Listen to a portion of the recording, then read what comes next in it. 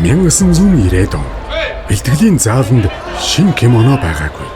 Тэмцээнд явах мөнгөч байгаагүй. Харин нэг зүйл хизээж дутаж байгаагүй. Өөж өгөхгүй гэсэн сэтгэл.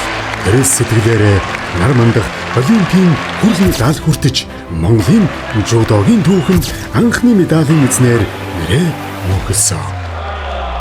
Амжилт хамгийн сайн нөхцлөөс төрдөггүй. Харин хамгийн хэцүү үед ч зорилгоосоо ухраагүй хүмүүсийн сэтгэлийн хүчээс төрдөг.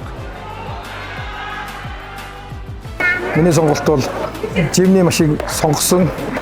Би өөрөө жудогийн 60 кг барилдаг. 60 кг-ийн хүн бол худалдаа, төсвөртэй, төвчээртэй байдаг. Тэр утгаараа би одоо өөрийнхөө жингийн машин гэж онцолж байгаа.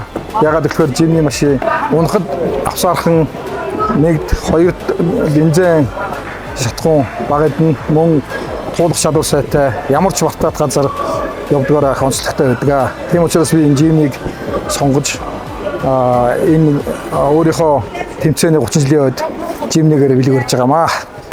За 19-ноос 21-ний хооронд Улаанбаатар Гранд Слам, Улаанбаатар Степ Арена центрт явагдаж байна. Энэ удаагийн тэмцээний онцлог бол Олимпийн оноо энэ тэмцээнээс эхэлж байгаа.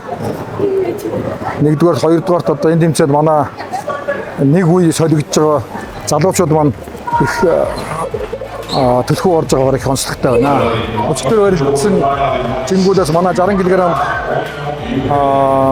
Монголын тамирчин Сүхбат хүрлийн медаль авсан амжилтаар явж байна. Өнөөдөр эрэгтэйчүүдийн 73, 81, эмэгтэйчүүдийн 63, хасах 70 кг-ийн жингүүдийг одоо эдгээр ингээ үзээ явж байна.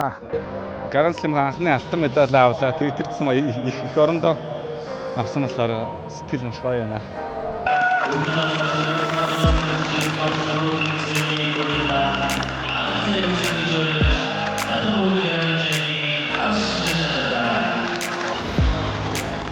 Олимп дэлхийн аваргын даалт амжилтыг бусдаас онцлог зүйл нь зөвхөн яас биш.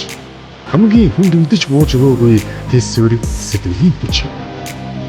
Хэмжээндээр тамирчид урд хүч, уран мэхээр ялгалдаг.